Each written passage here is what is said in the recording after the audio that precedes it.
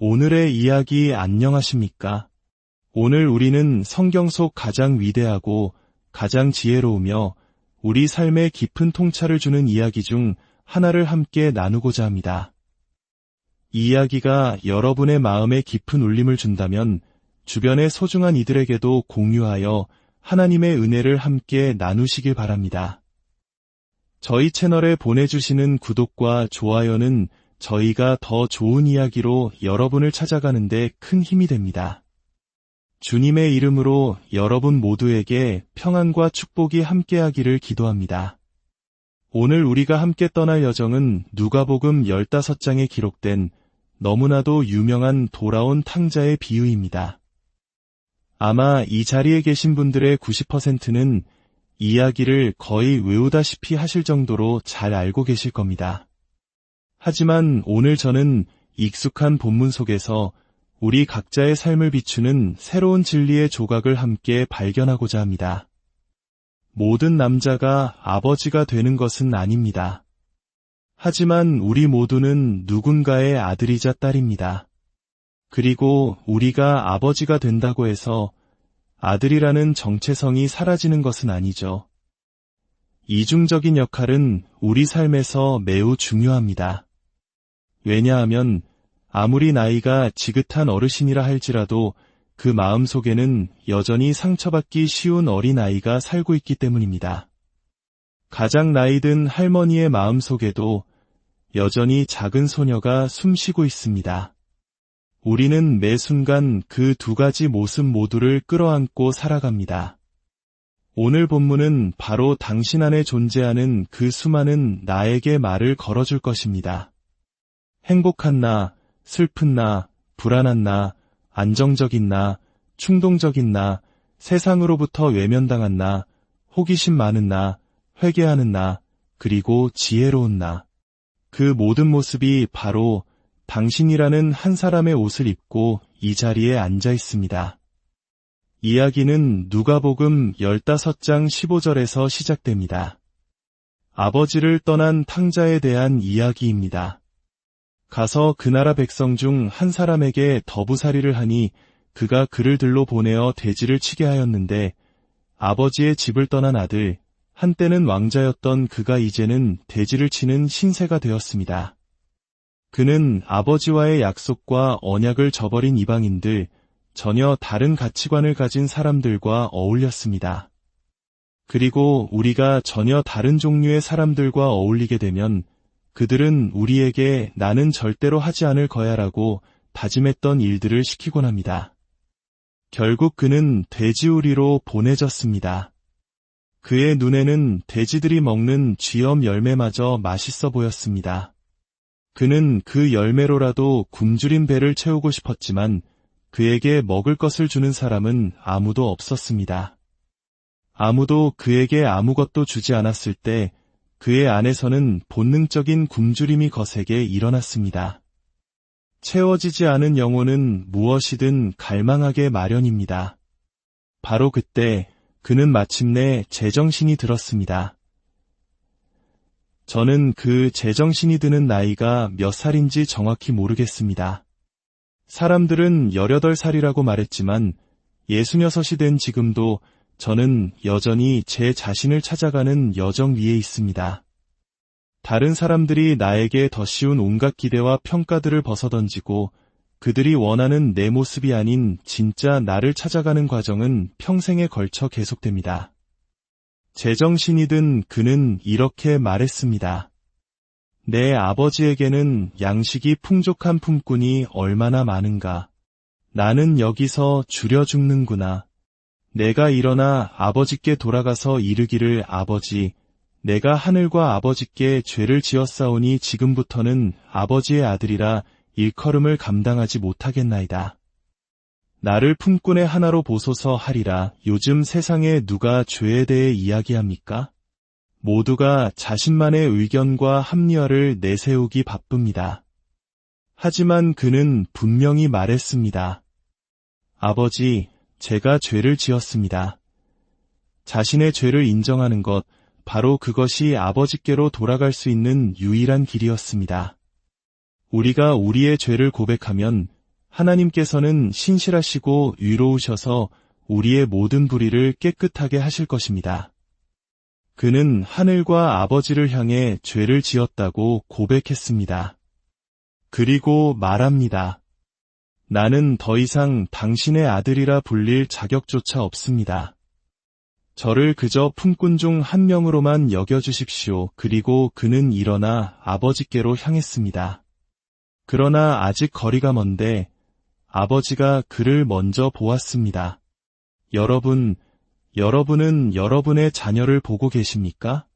그저 눈으로 보는 것이 아니라 마음으로, 영혼으로 그들을 진정으로 보고 계십니까? 자녀가 당신이 원하는 모습으로 있을 때만이 아니라 그들이 당신에게서 아주 멀리 떨어져 방황하고 있을 때에도 말입니다. 세상에는 아버지에게 진정으로 보여지고 있다고 느끼지 못하는 젊은이들이 너무나도 많습니다. 아버지는 그를 보았습니다. 그리고 그를 불쌍히 여겼습니다. 거기에는 규칙도, 비난도, 잔소리도 없었습니다. 그저 모든 말을 멈추고 아들을 향한 긍휼의 마음만이 가득했습니다. 아버지는 달려가 아들의 목을 안고 입을 맞추었습니다. 아들이 말했습니다. 아버지, 내가 하늘과 아버지께 죄를 지었사오니 지금부터는 아버지의 아들이라 일컬음을 감당하지 못하겠나이다. 보십시오. 죄책감과 수치심에 휩싸이면 기회가 주어져도 우리는 선뜻 나아가지 못합니다. 이 극적인 순간, 아들이 돌아오는 이 순간은 아버지가 아주 오랫동안 기다려온 순간이었습니다. 혹시 여러분 중에도 무언가를 아주 오랫동안 기다려온 분이 계십니까? 주님께서 오늘 제게 여러분에게 이 메시지를 전하라고 하셨습니다. 오늘 설교의 주제입니다. 기다림은 그만한 가치가 있다. 옆 사람을 보며 이렇게 말해 주십시오. 기다림은 가치가 있습니다. 사랑의 하나님 아버지, 우리가 겸손과 순종의 마음으로 주님의 보좌 앞에 나아갑니다. 주님은 유일하신 하나님이시며 주님 외에 다른 신은 없습니다. 오늘 이 자리에 모인 모든 이들의 삶에 영원한 변화를 일으키고 상처를 치유하며 갇힌 자를 자유케 하는 성령의 기름 부으심을 허락하여 주시옵소서. 우리가 감히 말로 다 표현하지 못하는 것들까지도 주님께서 친히 나타내 보여주실 것을 믿고 감사드립니다. 예수님의 이름으로 기도합니다. 아멘. 이 이야기는 성경에 등장하는 몇 안 되는 여성이 전혀 등장하지 않는 이야기 중 하나입니다. 텍스트에는 단 한 명의 여성 인물도 없습니다. 만약 이 이야기가 오늘날 쓰였다면 아마 수많은 비판에 직면했을 겁니다. 요즘 사람들은 어떤 글을 볼 때 자신이 그 안에 제대로 표현되었는지를 먼저 살피기 때문이죠. 이것은 온전히 남자들의 이야기입니다. 인생의 각기 다른 시기와 단계에 놓인 세 남자의 이야기입니다. 그리고 이들의 이야기가 한데 모여 한 아버지의 사랑을 통해 당신을 향한 하나님의 사랑을 설명하고 있습니다.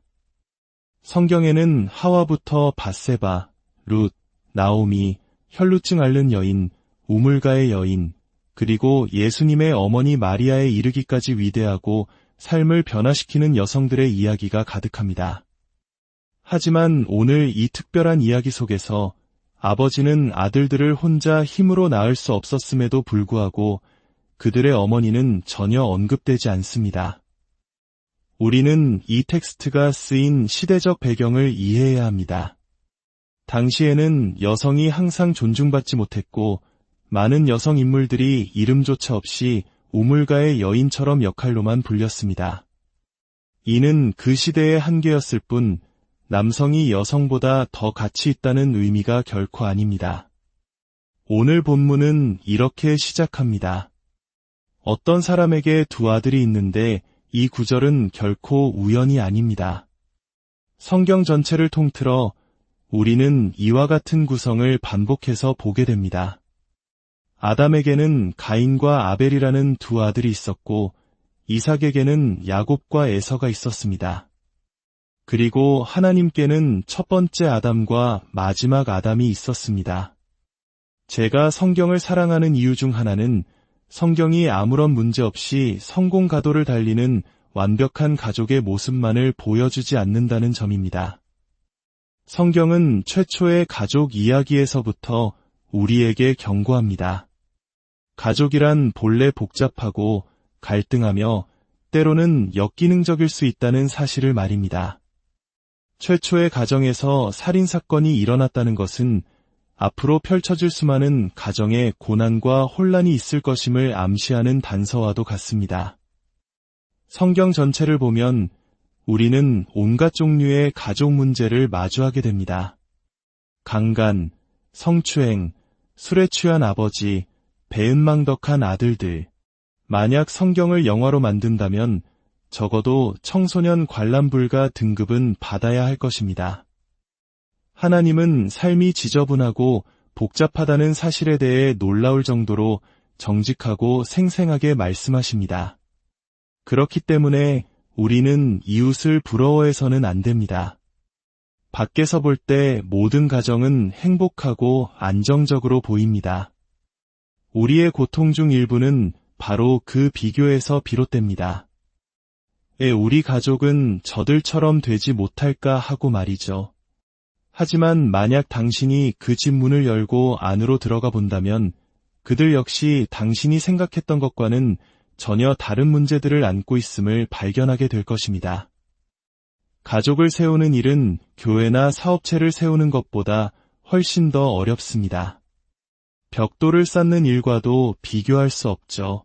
벽돌은 말이 없고 반항하지 않으며 당신이 놓아둔 자리에 그대로 머물러 있습니다.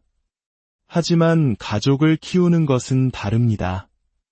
가족 구성원 하나하나가 각자의 입과 의견을 가지고 있고 그 모든 다른 개성과 기분 변화, 중년의 위기와 사춘기를 하나의 울타리 안에서 붙들고 지켜내야 합니다. 그것도 아주 오랜 시간 동안 말입니다. 가족에게서 은퇴하거나 사임할 수는 없습니다. 이혼 서류에 도장을 찍었다고 해서 당신이 그 감옥에서 완전히 풀려났다고 믿지 마십시오. 문제가 생기면 그들은 결국 당신에게 전화할 것이고 당신의 마음은 다시 흔들릴 것입니다. 우리는 모든 것을 빨리 얻고 싶어하는 시대에 살고 있습니다. 즉각적인 만족을 원하죠. 하지만 진정한 가치를 지닌 것들은 시간이 걸립니다. 마치 한국의 곰탕이나 설렁탕처럼 말입니다. 진정한 곰탕은 오랜 시간 푹 끓여야 깊은 맛이 우러나오는 것과 같습니다. 즉석식품처럼 3분 만에 진국의 맛을 낼 수는 없습니다. 삶의 깊은 맛을 원한다면 우리는 그것을 천천히 요리해야 합니다. 하지만 우리는 즉석 아들, 즉석 아버지, 즉석 결혼을 원합니다. 결혼식은 30분이면 끝나지만 진정한 결혼 생활을 이루는 데는 30년이 걸릴 수도 있습니다. 이야기 속에서 주인공은 어리석기 짝이 없는 둘째 아들인 것처럼 보입니다. 가장 이기적이고 철없는 인물이 주연을 맡고 아버지는 조연처럼 보입니다. 하지만 그것이 바로 아버지가 된다는 것의 의미일지도 모릅니다. 언제나 주연인 자녀를 뒷받침하는 조연이 되는 것. 그래서 아무도 아버지에 대해서는 설교하지 않습니다. 모두가 아들에 대해 이야기하고 아들을 위한 노래를 부릅니다. 하지만 그 모든 것을 하나로 붙들고 있었던 사람은 바로 아버지였습니다. 그리고 그 과정은 너무나 고통스러웠습니다. 남자가 눈물을 흘리지 않는다고 해서 그가 아프지 않다는 의미는 아닙니다. 어쩌면 우리네 아버지들의 모습과 참 많이 닮아 있습니다. 기쁠 때도, 화날 때도, 두려울 때도 늘 비슷한 표정으로 묵묵히 감정을 사귀던 그 모습 말입니다. 감정을 겉으로 드러내지 않는다는 이유로 우리는 종종 그들의 고통을 보지 못하고 그들에게 충분한 위로를 건네지 못합니다. 둘째 아들이 아버지에게 말했습니다. 아버지, 재산 중에서 내게 돌아올 분기들 내게 주소서. 도대체 무엇이 당신에게 당연히 돌아가야 할 몫이라고 생각한 것입니까? 상속 재산이란 내가 죽었을 때 당신이 받는 것입니다. 그렇다면 당신은 내가 가진 것을 얻기 위해 내가 죽기까지 기다릴 수도 없다는 말입니까? 당신은 선물을 주는 사람보다 선물을 더 원하고 씨앗을 뿌리는 사람보다 씨앗을 더 원하는군요. 이것은 비단 탕자의 이야기만이 아닙니다. 이 방 안에도 어려움에 처했을 때만 하나님을 찾는 수많은 탕자들이 있습니다. 문제가 해결되자마자 언제 그랬냐는 듯 교회를 떠나는 사람들 말입니다. 그때 아버지가 한 행동은 우리에게 많은 것을 말해줍니다. 성경은 그가 그 살림을 각각 나눠주었더니 라고 기록합니다. 그의 살림, 그것이 무엇입니까? 그것은 단순히 돈이 아니었습니다. 그것은 그의 삶 그 자체, 그의 평생이었습니다. 그가 평생을 바쳐 이룩한 모든 것을 아들들에게 나누어 주었을 때 그는 돈이 아니라 자신의 인생을 건넨 것입니다. 그리고 둘째 아들은 아버지의 삶을 가지고 가서 허랑방탕하게 탕진해버렸습니다. 그는 아버지의 인생을 술집과 파티, 가짜 친구들에게 뿌려댔습니다. 아버지가 평생의 땀과 눈물로 일군 모든 것을 그는 하룻밤의 쾌락과 맞바꾸었습니다. 그 모든 것을 지켜보면서 아버지는 아무 말도 하지 않았습니다. 그는 그저 기다려야만 했습니다. 아무런 희망도 보이지 않는 것 같을 때에도, 자신이 실패한 아버지처럼 느껴질 때에도, 자신의 가르침이 아무 소용없었던 것처럼 보일 때에도 그는 기다려야 했습니다. 기다림은 너무나 힘든 일이기에 성경은 오직 여호와를 앙망하는 자는 새 힘을 얻으리니 라고 말씀합니다. 기다리는 것만으로도 우리의 에너지는 소진됩니다. 때로는 그저 기다리기 위해 새로운 힘이 필요합니다. 아들은 가짜 친구들을 아버지보다 더 소중히 여겼습니다. 그 친구들은 아들이 가진 돈과 기회 때문에 곁에 있었을 뿐인데도 말입니다. 아버지는 그 모든 것을 지켜보며 기다려야 했습니다. 형제들이여, 때로는 침묵해야 합니다. 그들이 스스로 볼 수 있을 때까지는 아무리 말해도 그들은 보지 못하기 때문입니다. 당신이 그들의 나이였을 때 보지 못했던 것처럼 그들도 지금은 볼 수 없습니다. 인내로써 당신의 영혼을 지키십시오. 유대인 소녀는 이방인들과 어울렸습니다.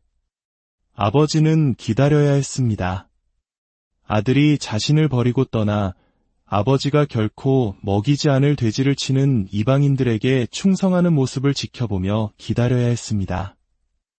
유대인에게 돼지는 저주받은 동물이었습니다. 소녀는 자존감이 너무나 낮아져서 집에서는 결코 상상도 해본 적 없는 것들을 갈망하기 시작했습니다. 그는 돼지우리의 썩은 냄새와 오물 속에서 돼지들이 먹는 쥐염 열매를 탐했습니다. 사람이 밑바닥까지 내려가면 예전에는 거들떠보지도 않던 것들이 좋아 보이기 시작합니다. 절대로 하지 않겠다고 말했던 일들을 하기 시작하고 결코 만나지 않을 것 같던 사람들을 만납니다. 배가 고프면 무엇이든 먹게 되는 것처럼 영혼이 절박해지면 우리는 어디로든 향하게 됩니다. 이 모든 과정 속에서 아들의 가치관, 고결함, 그리고 아버지가 그 안에 심어준 모든 것들이 무너져 내릴 때 아버지의 양육은 시험대에 오릅니다. 부모로서의 역할은 자녀가 집안에 있을 때가 아니라 집을 떠났을 때 시험받습니다.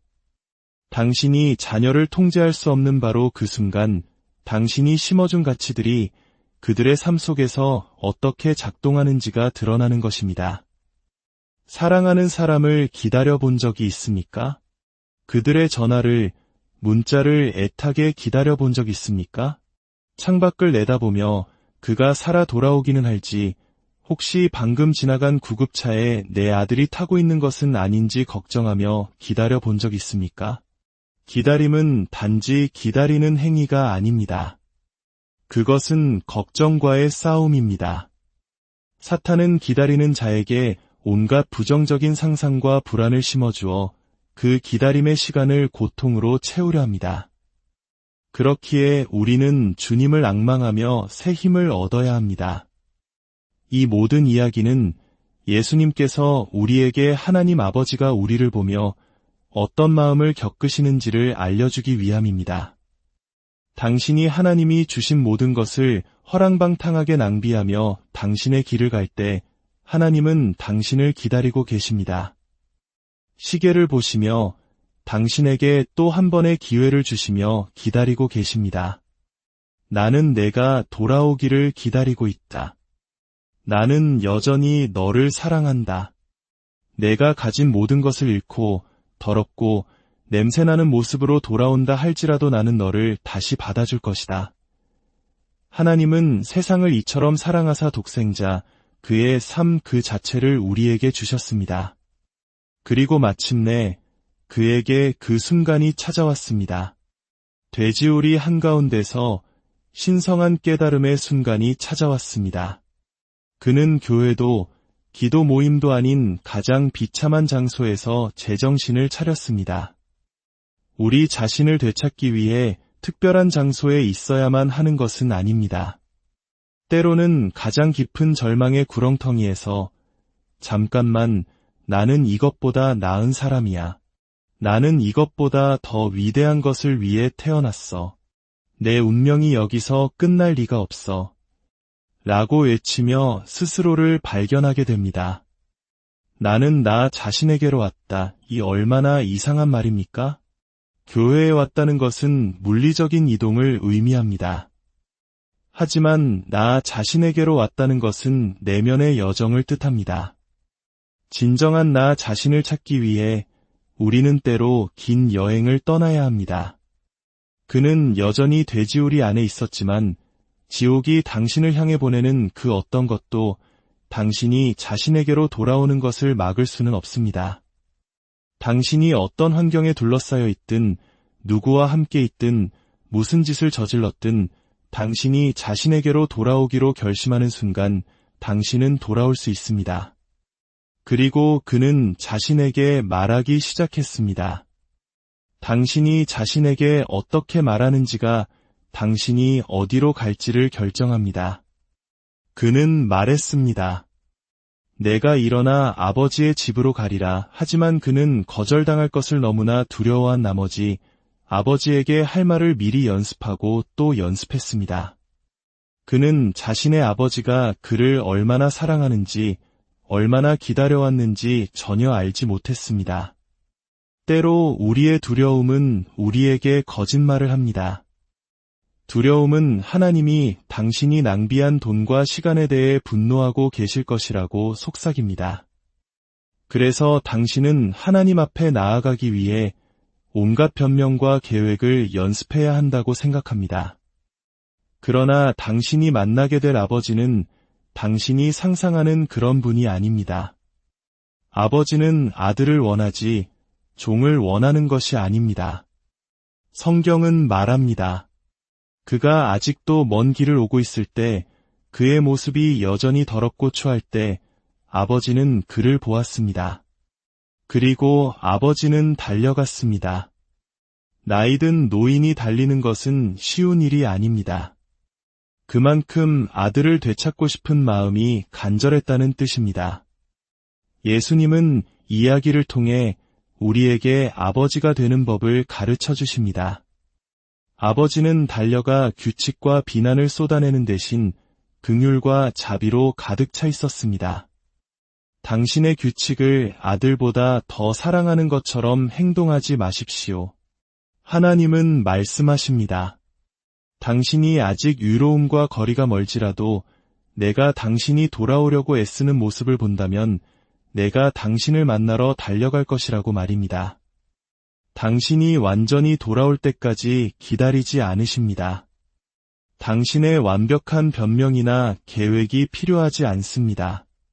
그저 돌아오려는 당신의 발걸음을 보기만 하신다면 하나님은 당신을 향해 달려오실 것입니다.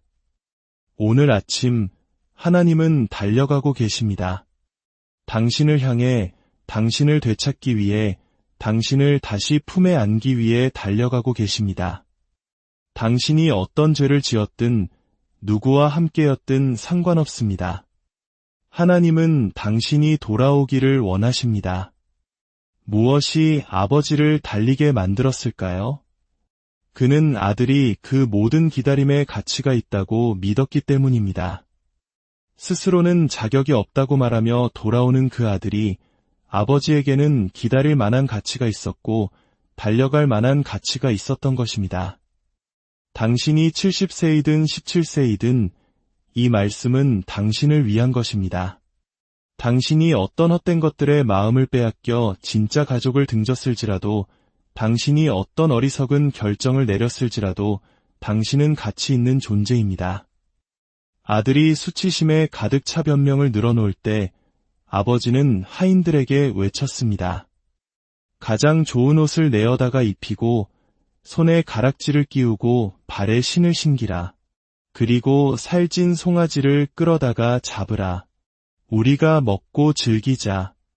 이내 아들은 죽었다가 다시 살아났으며 내가 잃었다가 다시 얻었노라. 이것이 바로 하나님의 사랑입니다. 너무나도 큰 사랑. 당신이 돈을 가지고 떠났을 때도, 그 돈을 탕진했을 때도, 당신이 아버지를 무시했을 때도 아버지는 당신을 사랑했습니다. 나는 당신을 너무나 사랑하기에 당신의 가장 더러운 비밀 위에 나의 의의 옷을 덮어줄 것입니다. 오늘 주님께서는 제게 말씀하셨습니다. 당신은 기다릴 만한 가치가 있는 존재라고 말입니다. 당신이 그저 돌아오려고 노력하기만 한다면 그 늙은 아버지는 당신을 만나러 달려 나올 것입니다.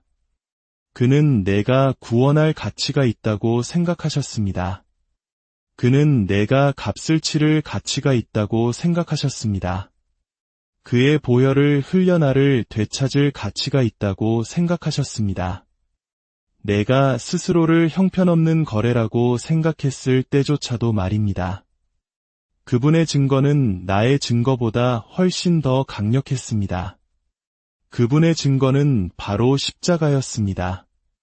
오늘 이 이야기를 통해 돌아온 아들을 향한 아버지의 사랑이 바로 당신을 향한 하나님 아버지의 마음임을 깨닫기를 바랍니다.